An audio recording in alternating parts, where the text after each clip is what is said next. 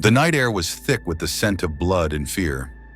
I, Jacoby, a 41-year-old man who once thought himself brave, now cowered in the shadows of an abandoned barn on the outskirts of a small Texas town. My heart pounded so loudly I was certain it would give away my location to the beast that hunted me. The beast that, just hours ago, I would have sworn couldn't possibly exist. It all started on what should have been an ordinary Friday night. I was driving back from a late meeting in Austin, taking the scenic route through the heart of Texas hill country. The full moon hung low and heavy in the sky, casting an eerie glow over the landscape. I should have known better than to take this lonely road, but I was tired and wanted to get home as quickly as possible. The radio crackled with static, and I reached out to change the station when something massive darted across the road. I swerved, narrowly missing it, and my truck skidded to a halt on the gravel shoulder. My hands shook as I gripped the steering wheel, trying to process what I'd just seen. It was too big to be a deer, too fast to be a bear. And those eyes, those glowing amber eyes that seemed to pierce right through me. I took a deep breath, trying to calm my nerves. It was just an animal, I told myself, nothing to be afraid of. But as I reached for the key to restart the engine, a bone-chilling howl split the night air. It was unlike anything I'd ever heard before, a sound that seemed to come from the depths of hell itself. My blood ran cold as I saw it emerge from the tree line. In the pale moonlight, I could make out its massive form. It stood on two legs, towering at least 8 feet tall, its body a nightmarish fusion of man and wolf. Matted fur covered its muscular frame, and razor-sharp claws glinted in the moonlight. But it was the face that truly terrified me. A elongated snout filled with dagger-like teeth, and those eyes. Those same amber eyes that now burned with an inhuman hunger. I didn't think. I couldn't think. Pure instinct took over as I fumbled with the keys, finally managing to start the engine. The tires squealed as I floored the accelerator, sending gravel flying as I sped away. In the rearview mirror, I saw the creature bound after me with impossible speed, quickly closing the distance. My heart nearly stopped when I saw a figure stumbling along the side of the road ahead. It was a young woman, her clothes torn and bloody. I slammed on the brakes, knowing I couldn't leave her to face that monster alone. As I threw open the passenger door, I shouted for her to get in. She practically dove into the truck, her eyes wild with terror. "Drive!" she screamed. "For the love of God, drive!" I didn't need to be told twice. As I accelerated, the woman who introduced herself as Sarah between panicked breaths told me what had happened. She and her boyfriend had been camping in the nearby woods when they were attacked. The creature had torn her boyfriend apart before her eyes, and she had been running ever since. "It's a werewolf," she said, her voice trembling. "I know it sounds crazy, but I saw it transform. It was a man and then it wasn't." Under normal circumstances, I would have dismissed her story as the ravings of a traumatized mind. But after what I had seen, I couldn't deny the horrifying truth. We were being hunted by a monster straight out of our worst nightmares. We drove for what felt like hours, taking every back road and detour we could find, trying to lose our pursuer. But no matter how far or fast we went, we couldn't shake the feeling that it was right behind us, toying with us, waiting for the perfect moment to strike. As we passed through a small town, I noticed my fuel gauge was dangerously low. We had no choice but to stop at a dimly lit gas station on the outskirts. As I filled up the tank, Sarah kept watch, her eyes darting nervously to every shadow. That's when we heard it. Another howl, closer this time. Much closer.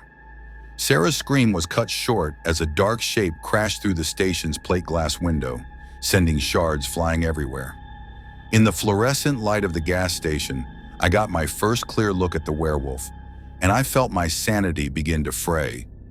It was even more terrifying up close.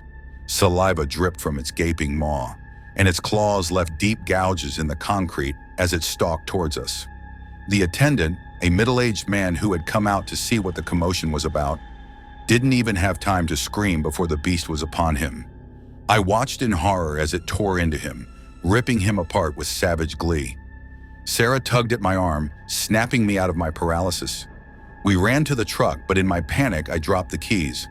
As I scrambled to pick them up, I heard Sarah's blood-curdling scream. I turned to see the werewolf had her by the leg, dragging her back toward the station. In that moment, I made a decision that would haunt me for the rest of my life. I got in the truck, started the engine, and drove away as fast as I could, leaving Sarah behind. Her screams echoed in my ears as I sped down the dark highway, tears streaming down my face. I drove aimlessly for hours, my mind reeling from what I had witnessed. As the sky began to lighten with the first hints of dawn, I found myself on a lonely stretch of road surrounded by dense forest. My truck, finally out of gas, sputtered to a stop. Exhausted and emotionally drained, I stumbled out of the vehicle and into the woods. I don't know how long I walked before I came across the abandoned barn where I now hide. But as I sit here in the growing darkness, I know one thing for certain. The night is far from over. The sun has set once again, and with it, any hope I had of this all being a terrible nightmare. I can hear movement outside the barn, the sound of something large circling, searching. The wooden walls suddenly seem paper thin, offering little protection against the monster that hunts me. A board creaks above me, and I hold my breath. It's inside. I can hear its heavy breathing, smell the metallic scent of blood on its fur. I close my eyes, silently praying for a miracle, for some way to survive this night. But as a shadow falls over me, and I look up into those burning amber eyes once more, I know that my prayers have gone unanswered. The werewolf of Texas has found its prey, and in these final moments, all I can do is hope that someone, somewhere, will believe my story and stop this creature before it claims more victims. As the beast's jaws close around my throat, my last thought is of Sarah and the terrible fate I left her to. I hope wherever she is, she can forgive me. But as darkness takes me, I fear that in the world of monsters and nightmares I've stumbled into, forgiveness is a luxury none of us can afford. The story of Jacoby and the Texas werewolf didn't end with his apparent death in that abandoned barn. For months afterward, reports of brutal animal attacks and missing persons flooded local law enforcement agencies across the hill country. Each full moon brought with it a new wave of terror as the beast seemed to grow bolder, its hunting grounds expanding. Livestock was found torn apart in pastures, their carcasses displayed almost ritualistically. Campers and hikers vanished without a trace, only to be found weeks later, or what was left of them, scattered across miles of rugged terrain. The few survivors spoke of a creature too horrible to be believed, a monster that walked like a man but killed like no animal they'd ever seen. Local authorities were at a loss. Some blamed it on a particularly aggressive mountain lion or a pack of feral hogs. Others, those who had seen the carnage firsthand, whispered about something far worse. The Texas Rangers were called in, but even they seemed out of their depth in the face of such savage and inexplicable violence. As fear gripped the region, people began to take matters into their own hands.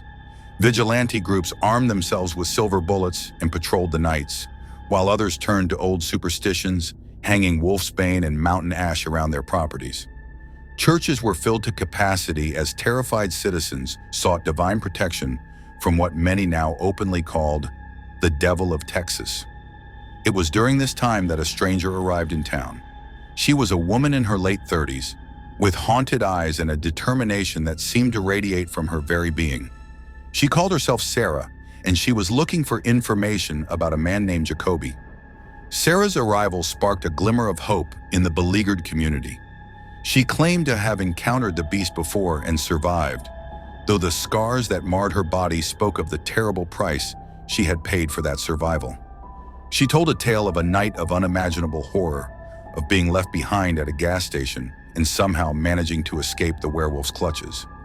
But Sarah wasn't there for revenge, at least not solely. She had spent the months since that fateful night researching werewolf lore, consulting with cryptozoologists and occult experts. She believed that Jacoby, the man who had abandoned her, might hold the key to stopping the creature. The werewolf's curse is tied to bloodlines, she explained to a rapt audience at a town hall meeting. If we can find Jacoby or his family, we might be able to trace the origin of the curse and find a way to break it. Her words sparked a frenzy of activity.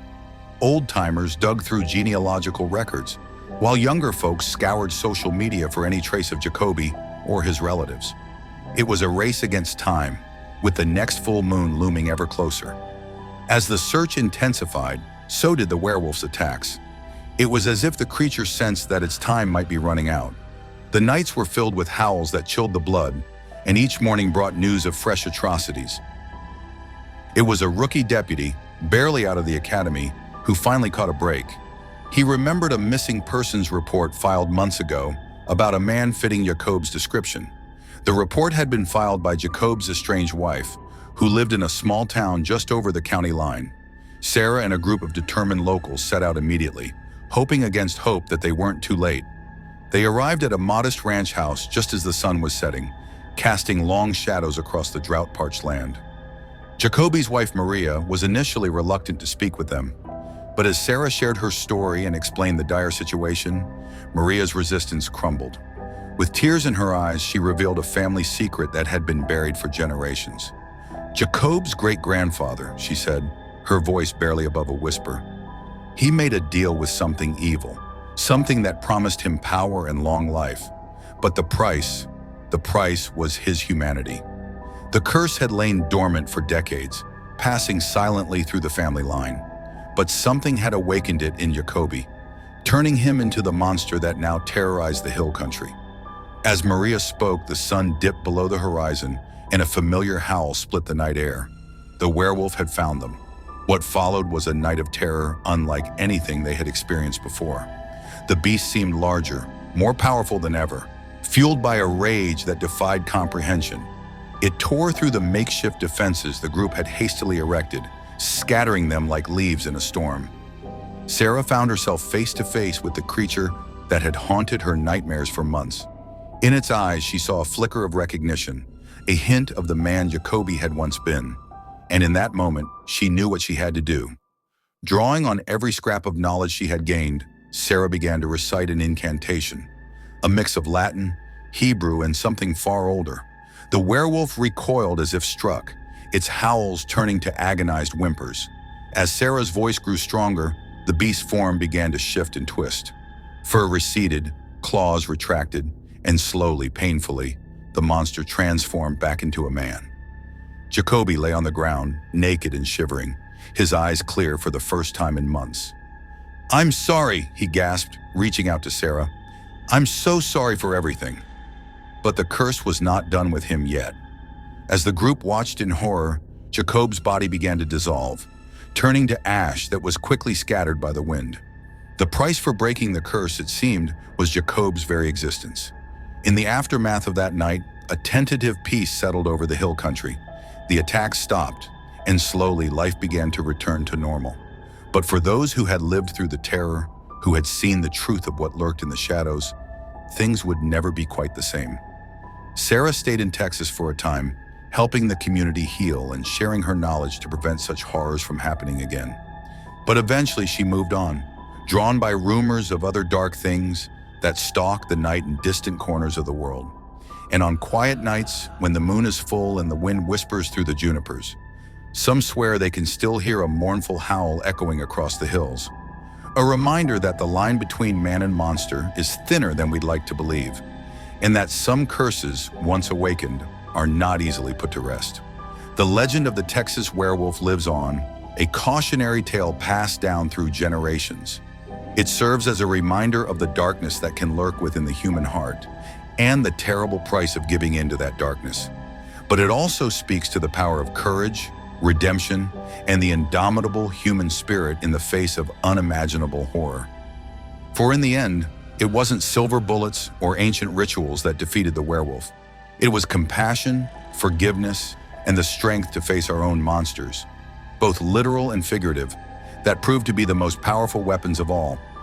As for Jacoby, some say his spirit still roams the hill country, seeking atonement for the lives he took while under the curse's influence. Others believe he found peace in his final moments, freed from the terrible burden he had carried. But all agree on one thing.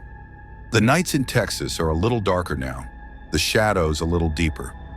For once you've seen what truly lurks in those shadows, you can never unsee it. And in the heart of the Lone Star State, under the vast canopy of stars, the howl of a wolf will always carry with it a hint of something more.